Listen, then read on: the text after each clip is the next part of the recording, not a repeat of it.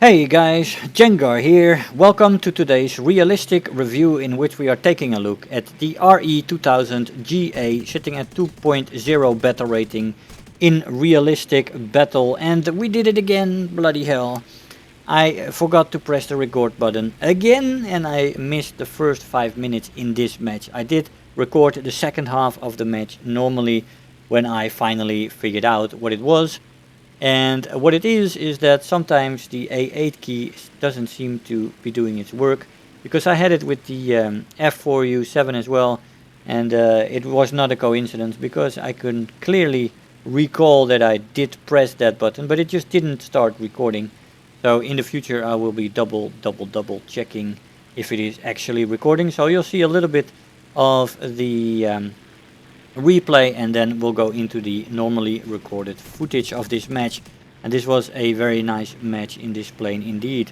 The maximum speed in this plane at sea level without web is 424 kilometers an hour, and with web 430. At 4500 meters it is 411 without web and 415 with web, and finally at 6500 meters it was 369 kilometers an hour without web and 369 with web. So no web there. The web really is inconsequential in this plane. It only differentiates it with a few kilometers an hour, and that's about it. The top speed in a dive in this plane is 703 kilometers an hour before it redlines, and 755 kilometers an hour before it rips apart. Now that sounds pretty good, and it would be very good if there was not so much control stiffening in this plane. The control stiffening already starts at 400 kilometers an hour, and it becomes very severe at 500 kilometers an hour, as you saw in that dive before when we were at 550, 600 kilometers an hour. I really stiffened up very badly, and if you do that very close to the ground you will crash into the ground. Fortunately though, we were up on altitude pretty good, and so we had no problems with that compression there, but there might be other situations where you are less lucky, so be very careful between 400 and 500 kilometers an hour, and from 500 kilometers an hour onwards you definitely want to pull out of the dive. It becomes impossible anyway to get guns on target at that point, so that doesn't make this plane the ideal boom and zoomer. It still can make short boom and zoom runs. There is that, but not long boom and zoom runs, unfortunately. The stall speed in the plane is 130 kilometers an hour, which is quite nice. It's about average, I would say. The firepower in the plane is below average with the 2x 12.7 mm Breda Savat machine guns with 300 rounds per gun. I used air targets, belt, and a 600 meter convergence, which worked pretty well for me, but you do need a lot of ammo with these guns. These are the only guns I've flown with so far that doesn't make me feel that they were buffed.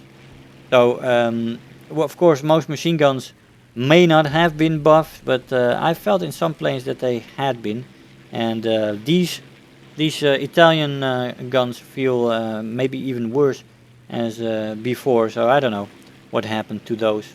You can also put two 50 kilogram bombs on this and a 2 times 100 kilogram bomb load, and that is quite nice. It is the difference with the earlier version of this plane that was already in game. This one can actually throw bombs, and you can then use it in the fighter bomber role. Throw some bombs first and then, you know, do your fighter stuff. I would usually not recommend it, as this is a very nice fighter to play with. A real jack of all trades that can do everything decently well, but you know, you never know. If some people want that and enjoy that. There is an average ammo load on the plane with 300 rounds per gun. Acceleration in a straight line is decent, and in a dive it's good.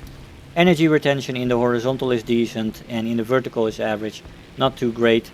The climb rate in the plane is good. Turn time as well, with flaps even very good at some points. The flaps do rip off at 510 kilometers an hour. Average roll rate on the plane, going to decent at some speeds. 300 to 400 kilometers an hour is ideal for this plane. And mid to low altitudes is where it shines. The maneuverability overall is decent. There is atrocious overheating in this plane though, and that makes the plane less good than it could have been. It's very fast to cook, very fast to run into the red even. You don't slowly go to yellow, amber and then red. Now it goes to red very, very rapidly, and that does hamper the plane in its climb rate. Although I would still call the climb rate good even with that atrocious overheating. But you really have to be careful with the overheating. It happens in seconds before the engine is already red and flashing, meaning that it is about to die. That goes really quick, and that was one of the major downsides in this plane. The durability, we have 4 kills by the way. In the meantime, we are the only one left in our team, and we have 3 opponents left. There is a P-31 there. This was also an up-tiered match, and it was a very good match in this plane, showing that it is very competitive even in a full up-tier. Durability in the plane is alright. The fuselage can take a hit or two, but the engine is vulnerable. Almost in any, let's say, spray of fire that is on your plane, whether it's 50 cals or smaller caliber or even 20 millimeters, the engine is usually damaged. Whether you are, it doesn't really matter from which side you are attacked. At least that's my experience in it. And here we go for a second strafe on the B-34. As these attackers, well, this is a bomber, but as these guys are trying to get some guns on me while they're waiting for the P-39 to get here. But he's not in view yet. He came in a little later. The B-34 there seems to be going down. We hit him several times. No crit though. And we do not get the kill. Unfortunately, that would have completed my ace. But it isn't to be, unfortunately. So yeah, vulnerable engine on the plane. Very difficult to keep the plane healthy, let's say, to keep the engine healthy. So especially in dogfights, before you know it, you have an overheated engine and you are in some trouble with the engine. So you got to be really, really careful with it, as I said. Like I said before, this is a jack of all trades. It can turn a little bit, but not fantastically. It can energy fight a little bit at the battle rating. You see, there it's already flashing, the red. And I have to lower the throttle here during the dogfight to get it back down. And he's coming back in. Always throttle up a little bit, keep my speed up. I do get some hits on the tail section. I do stay in one piece though, and again with a little bit of webbing I am in the red again. And that happens actually already from the start. This is not something that happens when you have damaged your engine and then this quick overheating happens. Now this is the normal workings of this engine right now. And I don't know, I have doubts whether that is modeled correctly. Because it is a radial engine and it has a big air intake that would, you know, cool the engine maybe. but maybe not, and well, but anyway, I wanted to bring it to Guardian's attention if they're watching, because this seems to be excessive overheating on this plane, to be honest, and it really makes it difficult to fly, you know, even more difficult than necessary. Here we go, both are now flashing red. We are again moving enough for him to not get guns on target. Very good plane, by the way, the P-39. And well, we're doing a good job of keeping him occupied and flying defensively, positioning ourselves correctly. Here we go again, moving the wings a little bit to move out of his way, and he doesn't get guns on target, fortunately. Now, as he is showing his tail to me, he's going down, and we are going to try to catch up to him, but he manages to crash his plane into the ground. Forced into the ground, let's say. Let's count that as a kill as well. Well, I don't know. I didn't see him get hit by the AA, and definitely if he would have been hit once, it would not have been terrible. So we stay at 4 kills as the last man ditches his plane on the airfield, and we crash 3 planes there at the end. Could have been 7 kills, but oh well. We got a little bit of an extra reward here. Let's see. Be the best, an order I never use. Okay, what kind of special rewards we got? It's rank does not matter, terror of the sky, balancer and bulletproof, 47,000 silver lions and 3600 research points. I'll see you in the conclusion. Hey guys, so here we are after the match. Now that was fun. This is a fun little plane just like its predecessor. And it has a beautiful skin. I love the looks of this plane.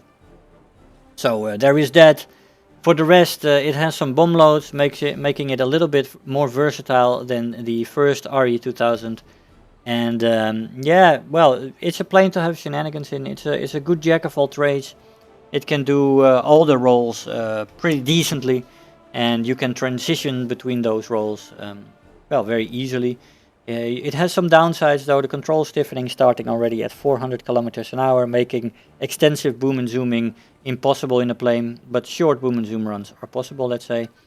And then, of course, the guns, which seem to be a little bit iffy. And you have the overheating, which is absolutely atrocious, very fast to cook, and the major downside of this plane.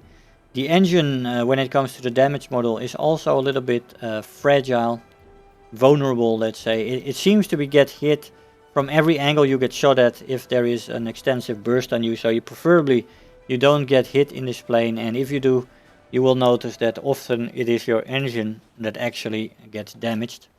Unless, of course, it is one of those shots on the tail as we had, so it really doesn't go through the engine or to the fuselage at all, basically.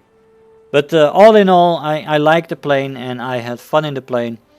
And it's worth getting and flying around a little bit on your way through the Reggiani tree, of which we only have 2 planes, of course. But in the future, this this line will be expanded upon, and we'll get the famous models pretty soon, hopefully.